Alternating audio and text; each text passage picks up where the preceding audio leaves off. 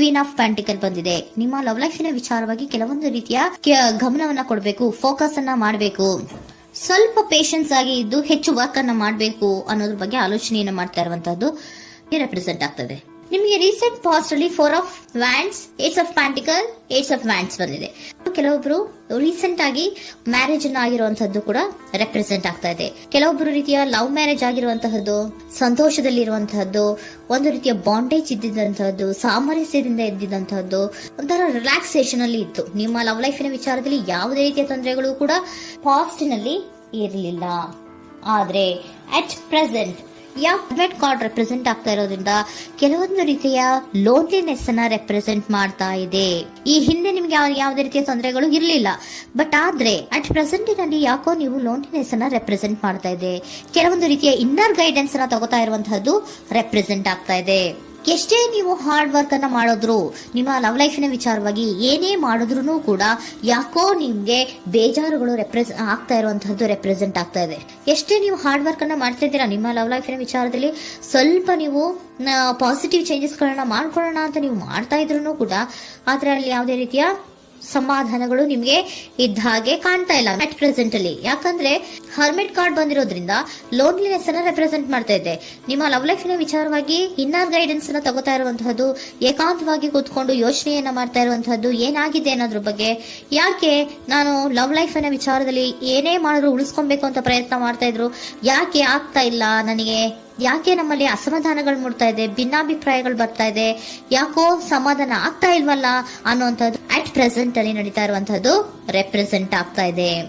ಬೇಜಾರಿನಲ್ಲಿರುವಂತಹದ್ದು, ಸಮಾಧಾನ ಇಲ್ಲದೆ ಇರುವಂತಹದ್ದು, ಇನ್ನರ್ ಗೈಡೆನ್ಸ್ ಅನ್ನ ಕೇಳ್ಕೊತಾ ಇರುವಂತಹದ್ದು, ಏನಾಗಿದೆ ಅನ್ನೋದ್ರ ಬಗ್ಗೆ ನಿಮ್ಮನ್ನ ನೀವೇ ಪ್ರಶ್ನೆಯನ್ನ ಮಾಡ್ಕೊಂತಾ ಇರುವಂತಹದ್ದು ಅಥವಾ ಆತ್ಮಾವಲೋಕನೆಯನ್ನ ಮಾಡ್ತಾ ಇರುವಂತಹದ್ದು ಅಟ್ ಪ್ರೆಸೆಂಟ್ ಅಲ್ಲಿ ರೆಪ್ರೆಸೆಂಟ್ ಆಗ್ತಾ ಇದೆ. ಇಮಿಡಿಯೇಟ್ ಫ್ಯೂಚರ್ ಏನು ಹೇಳ್ತಾ ಇದೆ ನಿಮ್ಗೆ, ಯಾಕೋ ನೀವು ಟ್ರ್ಯಾಪ್ ಆಗಿರುವಂತಹದ್ದು, ಸಿಹಾಕೊಂಡಿರುವಂತಹದ್ದು ರೆಪ್ರೆಸೆಂಟ್ ಆಗ್ತಾ ಇದೆ. ಫೀಲಿಂಗ್ ಗಳಲ್ಲಿ ಸಿಕ್ಕಿ ಬಿದ್ದಂತಹ ಭಾವನೆಗಳು ನಿಮಗೆ ರೆಪ್ರೆಸೆಂಟ್ ಆಗ್ತಾ ಇದೆ.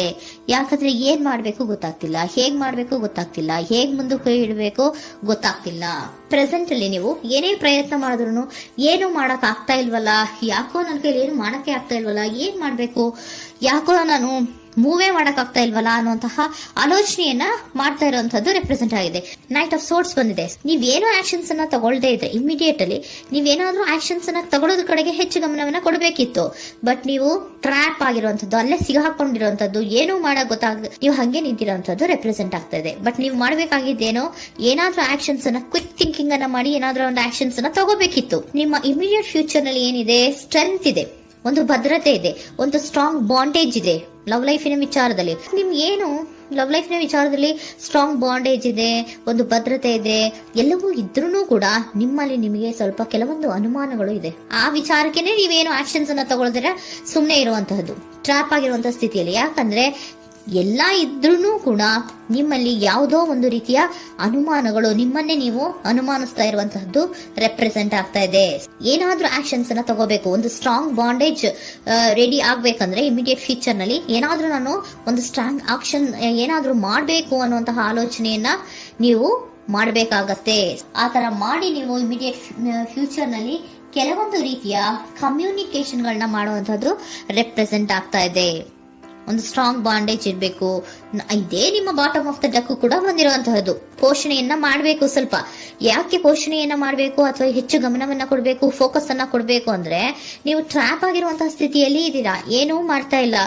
ನಿಮಗೂ ಗೊತ್ತು ನಮ್ಮ ಲವ್ ಲೈಫಿನ ವಿಚಾರದಲ್ಲಿ ಬಾಂಡೇಜ್ ಇದೆ, ಸ್ಟ್ರಾಂಗ್ ಬಾಂಡೇಜ್ ಇದೆ, ಒಂದು ಭದ್ರತೆ ಇದೆ, ನಾವು ಅಷ್ಟು ಈಸಿಯಾಗಿ ಬಿಡಕ್ ಆಗಲ್ಲ ಅನ್ನೋದು ನಿಮಗೆ ಗೊತ್ತು. ಆದ್ರೆ ನೀವು ಏನಾಗಿದ್ದೀರಾ, ಟ್ರ್ಯಾಪ್ ಆಗಿದ್ದೀರಾ, ಯಾವುದೇ ರೀತಿಯ ಆಕ್ಷನ್ಸ್ ಅನ್ನು ತಗೋತಾ ಇಲ್ಲ. ಸೊ ಯಾವಾಗ ನೀವು ಆಕ್ಷನ್ ಅನ್ನು ತಗೊಳ್ಳೋ ಕಡೆಗೆ ಹೆಚ್ಚು ಗಮನವನ್ನ ಕೊಡ್ತೀರೋ ಅಲ್ಲಿ ಒಂದು ರೀತಿಯ ಸ್ಟ್ರಾಂಗ್ ಬಾಂಡೇಜ್ ಅನ್ನ ಬರುವಂತದ್ದು. ಆಗ ನೀವು ಕರೆಕ್ಟ್ ಆಗಿ ಕಮ್ಯುನಿಕೇಶನ್ಸ್ ಅನ್ನ ಮಾಡಕ್ಕೆ ಸಾಧ್ಯ ಆಗೋದು.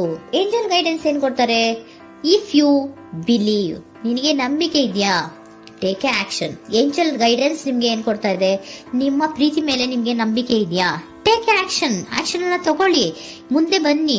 ಆಕ್ಷನ್ ಅನ್ನ ತಗೊಂಡು ಸ್ಟ್ರಾಂಗ್ ಬಾಂಡೇಜ್ ಇದೆ ನನ್ನ ಲವ್ ಲೈಫಿನಲ್ಲಿ, ಒಂದು ಭದ್ರತೆ ಇದೆ, ನಾವಿಬ್ರು ಅಂಡರ್ಸ್ಟ್ಯಾಂಡಿಂಗ್ ಇದೀವಿ, ಒಂದು ರೀತಿಯ ಸಾಮರಸ್ಯ ಇದೆ ಅಂತ ನೀವು ಅನ್ಕೊಂಡಿದ್ರೆ ಮಾತಾಡಿ ಕ್ಲಿಯರ್ ಅನ್ನ ಮಾಡ್ಕೊಳ್ಳಿ, ವಿಷಯಗಳನ್ನ ಕ್ಲಾರಿಟಿಗೆ ತಗೊಳ್ಳಿ.